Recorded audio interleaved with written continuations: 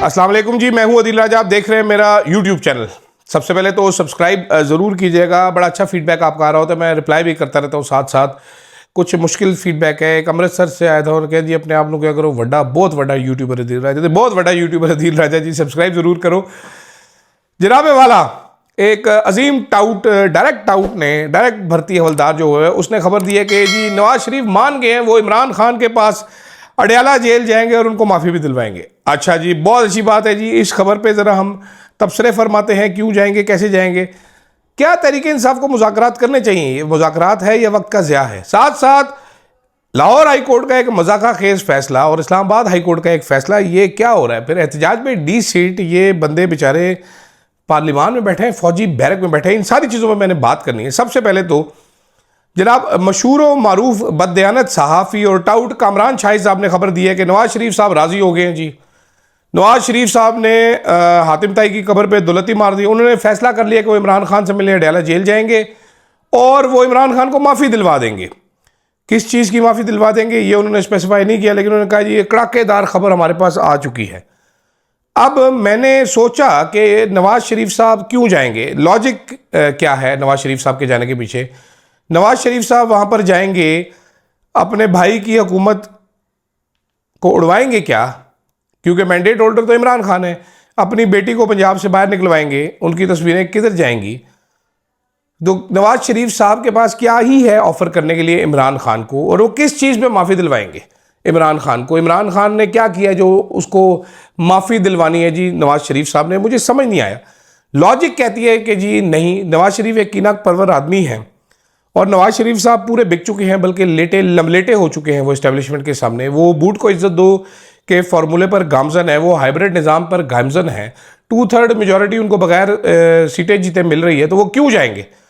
तो लॉजिक मुझे समझ नहीं आती। फिर मैंने सोचा कि ख्वाजा आसफ साहब जो हैं हमारे, ये अब्राहम अकॉर्ड की बात कर रहे हैं, राना सनाउल्लाह साहब बात कर रहे हैं, जिसका मतलब ये है कि फील्ड मार्शल साहब ने ट्रंप से जो मुलाकात की उसमें इसराइल की कोई बात हुई है, जिसका मतलब है कि पाकिस्तान एक्सेप्ट करने जा रहा है। When you keep on mentioning Abraham accord, इसका सिंपल मतलब ये कि पाकिस्तान इसराइल को तस्लीम करने जा रहा है, इसराइल को। तो फिर मेरे जहन में ये लगा कि भाईजान अगर इसराइल को तस्लीम करना है तो फिर अवामी गैज़ो गज़ब भी देखना होगा। हम सब ने देखा है किस तरीके से गाज़ा में जुल्म हो रहे हैं, हम सब ने देखा है किस तरीके से मासूम बच्चों को मारा जा रहा है। हमें क्या फ़र्क पड़ता है जी, है हम तो अपने बच्चे मार देते हैं। तो फिर मैंने ये सोचा जनाब कि अवामी गैज़ो गज़ब को कौन सा बंदा न्यूट्रलाइज कर सकता है। तो फिर एक इनाम आया जो कि 93% अप्रूवल रेटिंग रखता है, इमरान खान। तो यही हो सकता है मेरे जहन में कि जी इसराइल को तस्लीम करना है तो इमरान खान को समझाओ कि वो आके हम उसको छोड़ते हैं, मेहरबानी करके वो अवाम को कंट्रोल कर दे, कोई हमारा इतना साथ दे दे, ये कर दे, वो कर दे। इसके अलावा कोई लॉजिक नहीं है। और मेरा नहीं ख्याल कि नवाज शरीफ साहब, वो एक छोटे आदमी है, नवाज शरीफ को बड़ा लीडर नहीं है, नून लीग उसको बहुत बड़ा लीडर प्रेजेंट करती है, छोटा आदमी है। उसकी बेटी उससे भी छोटी लीडर है। वो जितना बड़ा उनको वो प्रभु देवा बना के पेश करते हैं, वो जॉनी लीवर हैं इस टाइम पाकिस्तानी सियासत के, नवाज शरीफ साहब। बल्कि जॉनी लीवर भी थोड़ा बड़ा आर्टिस्ट बन गया, वो बस राजपाल यादव टाइप ही हैं कोई। इस टाइम पे उनका यही किरदार रह गया पाकिस्तान की सियासत में, हीरो का किरदार नहीं है उनका, ना ही वो को बड़े विलन के तौर पे सामने आ सकें। वो बस जॉनी लीवर और राजपाल यादव के लेवल पर होकर रह गए इस पाकिस्तान की सियासत में। तो उनका जाना ना जाना कोई फ़र्क नहीं पड़ता जनाब। आगे चलते हैं जनाब। तहरीके इंसाफ मुज़ाकरात करेगी हुकूमत से। अब तहरीके इंसाफ के बहुत सारे जो किंग कॉन्ग हैं उनकी ख्वाहिश है कि मुज़ाकरात किए जाएँ गवर्नमेंट से। जो तहरीके इंसाफ का असली किंग कॉन्ग है वो कहता है मैंने मुज़ाकरात उससे करना है जिसके पास ताकत है। इनको मैं मानता ही नहीं हूँ। एनालाइज करें आप, शहबाज शरीफ साहब प्लास्टिक की शलवार पहनी हुई है उन्होंने, फॉर्म 47 की, जिसको उर्फ़ आम में कहा जाता है।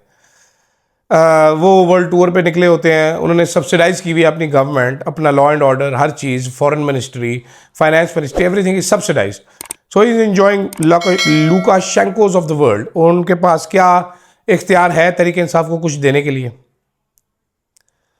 वो ज़्यादा से ज़्यादा यही कह सकते हैं जी, मीटिंग हो तो वो कहें जी आपकी बात तो बड़ी ठीक है, मैं एग्री हूँ, लेकिन मैं फील्ड मार्शल साहब से पूछ के बताता हूँ। इसके अलावा वो कुछ कर नहीं सकते। क्या ऑफर करेंगे शहबाज शरीफ साहब जी तहरीक इंसाफ को मुज़ाकरात में, अगर मैंडेट नहीं है उनके पास। क्या वो राजी हो जाएंगे इंक्वायरी कराने की किसी चीज़ की? क्या वो जुल्म सितम बंद कराने पर राजी हो जाएंगे? क्या उनके कहने से ये रुक सकता है? क्या वो अपने फाइनेंस मिनिस्टर को डायरेक्शन दे सकते हैं? क्या वो अपने इंटीरियर मिनिस्टर को डायरेक्शन दे सकते हैं? जब उनके पास कुछ है नहीं तो मुज़ाकरात क्यों करें उनके साथ? अमेरिका किससे बात कर रहा है? यूएई किससे बात कर रहा है? सऊदी अरेबिया किससे बात कर रहा है? टर्की किससे बात कर रहा है? ओआईसी कॉन्फ्रेंस में कौन था? व्हाइट हाउस में कौन मिल रहा था? तो फिर बात तो उसी से करनी चाहिए। तरीके इंसाफ का मसला ही है, इनको फुदू हर बार लगाया जाता है। जब भी इमरान खान साहब एहतजाज की बात करते हैं, यहां से मुज़ाकरात और रिहाई के शोशे छूट जाते हैं। वो रोज शोशे दोबारा छूट दिए गए हैं। अभी कमरान शाहिद की खबर ले लें, एक और टाउट है वो घटिया किस्म का, उसका ट्वीट ले लें कि इमरान खान ने आज़ाद कराने का फैसला कर लिया। So what ever is happening, ये सारे वही शोशे हैं जो छोड़े जा रहे हैं। और तरीके इंसाफ एक बार फिर 100 प्याज भी खाएगी, 100 जूते भी खाएगी, कान भी पकड़ेगी, मुर्गा भी बनेगी और बाहर रखेगी। 80-10 देता है, 80 छिक के रख देता है। मेरा स्टाइल वैसे अच्छा था, ये मुझे अच्छा लगा यार, आई लाइक दिस मैन। तो ये मेरा तज्जिया है मुज़ाकरात करने ना करने पर। इससे ज़्यादा इस मुज़ाकरात की कहानी में ना कुछ है, ना इससे ज़्यादा कुछ तहरीक इंसाफ के लिए निकलना है। तहरीक इंसाफ का मजाक उड़ाया जाएगा, तहरीक इंसाफ के कारकुनान को बददिल किया जाएगा, तहरीक इंसाफ के लीडरों को जलील किया जाएगा, इमरान खान के खिलाफ एक बयानिया बनाया जाएगा पब्लिक इंटरेस्ट में। तो ये व्लॉग भी आप पब्लिक इंटरेस्ट में देख रहे हैं। मुझे शुरू में भी अनाउंस करना चाहिए था, मैंने सोचा था मैं करूँगा, मैं एंड में भी अनाउंस करूँगा इसको। Public interest is everything. तो जनाब ये मेरी है उस पर टेक। अच्छा खैर आगे चलते हैं जनाब। लाहौर हाई कोर्ट ने एक मजाकिया फैसला दिया। ठीक है, लाहौर हाई कोर्ट ने फैसला क्या दिया है, वो बड़ा इंटरेस्टिंग फैसला है, बड़ा ही कूल किस्म का फैसला है। लाहौर हाई कोर्ट का फैसला जो है वो आप सुने जिस टाइम पे, तो आपको पढ़ें अगर आप, तो आपको हंस हंस के बुरा हाल होगा। उन्होंने एक पुलिस वाले की गवाही पर इन्हिसार किया। उन्होंने कहा जी वो भेस बदल के घुस गया मीटिंग में इमरान खान साहब बता रहे थे कि अगर मैं गिरफ्तार हुआ तो पिंडी में कचहरी चौक पर एहतजाज करना है और जीएचक्यू पे हमला कर देना है, जो ये करेगा वो मेरा फेवरेट होगा और मेरा नाम किसी को नहीं बताना। उन्होंने हदायत भी की मेरा नाम किसी को नहीं बताना आपने, तो मैं अगली बार उसको कबीना का मेंबर बना दूंगा। ये पुलिस वाले ने कामयाबी के साथ कारकुन का भेस बदल के ये सुना। अच्छा अब मुझे उसमें फयाजुल हसन चौहान साहब भी थे। फयाजुल हसन चौहान साहब चूठा चौहान। मुझे कोई बंदा लॉजिकली ये बता दे कि आप लोगों ने अगर कोई भी पॉलिटिकल पार्टी देखी हो, मैंने तहरीके इंसाफ, नून लीग, इन सब की मीटिंग्स देखी हैं, कारकुन कैसे अंदर भेस बदल के घुस सकता है? कोई कारकुन कैसे अंदर जाता है? इस किस्म की मीटिंग में जहां पर काबीना बैठी हो वहां पर सादे एमएनएज नहीं होते। पीपल्स पार्टी की कोर कमेटी होती है, तो जो कोर कमेटी के मेंबर्स होते हैं सिर्फ वो जाते हैं। सीईसी की मीटिंग हो तो सिर्फ वो जाते हैं। नून लीग की मीटिंग हो वो जाते हैं। कारकुनान कैसे जाते हैं? और इमरान खान कैसे कारकुनान को कहते हैं आपने ये कर देना, मेरा नाम किसी को नहीं बताना है, और वो पुलिस वाला सब कुछ सुन के आ जाता है। इस कदर वायात फैसला है। ये जज सोचते भी नहीं है दिमाग से, गोडे से सोचते हैं, बल्कि पता नहीं कहां से सोचते हैं, किस किस्म के फैसले देते हैं। दूसरी तरफ से उल्ट काम हो रहा है। वो इस्लामाबाद हाई कोर्ट में दो नए जो जजेस हैं उन्होंने केस सुना जी, जो तहरीक इंसाफ के पिछले दिनों जो एमएनए अब्दुल लतीफ़ चित्राली और साथ सारे लोगों को सजा दी गई थी, उसमें 4 लोगों ने सरेंडर किया था। उन्होंने अपील फाइल की थी इस्लामाबाद हाई कोर्ट में। पहली हियरिंग थी, आज नोटिस हुए, पहली हियरिंग थी। बाबर अवान साहब वकील, बाबर अवान साहब का क्रिमिनल ट्रायल में लोअर कोर्ट्स में कमाल तो बड़ा ज़्यादा है। उन्होंने बताया, उन्होंने कहा सर ये केस देखें ज़रा आप, बरामदगी क्या है? बरामदगी है जी एक डंडा, पीटीआई की चंद टोपियां, झंडे और 150 वटे, पत्थर जिनको बोलते हैं वटा, ठीक है, ये बरामदगी है। मेडिकल लीगल रिपोर्ट कोई है नहीं सर, क्योंकि कोई बंदा जख्मी नहीं हुआ। इक़दाम कत्ल में इन लोगों को कुल मिला के 37 साल की सजा सुनाई गई, जो कि इकट्ठी चलेगी तो 10 साल में ख़त्म हो जाएगी। तो अगर कोई बंदा जख्मी नहीं है सर, तो ये कैसे सजा सुनाएगी? दूसरा सबूत था कि एक पुलिस वाले ने कहा था मेरा मोटरसाइकिल जलाया।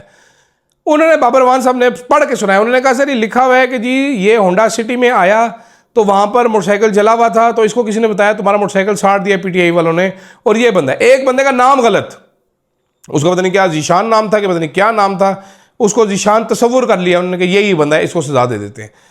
ये सजा दी है जनाब ताहिर अब्बास सिपरा साहब ने। वो सपेरा साहब एंटी टेररिज्म कोर्ट के जज हैं। मैं क्योंकि इनकी अदालत में 4 से 5 दफ़ा पेश हो चुका हूँ, तो मुझे बिल्कुल हैरत नहीं हुई इन जज साहब के इस फैसले पर जो उन्होंने दिया। लेकिन जज साहब को ये ज़रूर आज रात को बैठ के सोचना चाहिए कि जिन लोगों को मैंने इक़दाम कत्ल जैसे जुर्म में फुद्दू किस्म की सज़ा सुनाई, वो लोग पहली पेशी पे आधे घंटे में बरी हो गए, ज़मानत भी नहीं मिली, बरी हो गए। तो ज़रूर मेरे से कोई भूल हुई है, मैंने अल्लाह के यहाँ भी कोई मुंह दिखाना है। ये जज भी लतीफ़े बन के रह गए हैं, वैसे आपस की बात है। मतलब जैसा बुरा ना मनाइएगा, मैं आपके भले के लिए कह रहा हूँ सर। आपके बच्चे हैं, सोसाइटी में आप मूव करते होंगे, लोग आपका मजाक नहीं उड़ाते, आपसे पूछते नहीं है कुछ कि सपेरा साहब है कि कीता जे, कोई तो बोलता तो होगा सर के, या नहीं सोचते आप?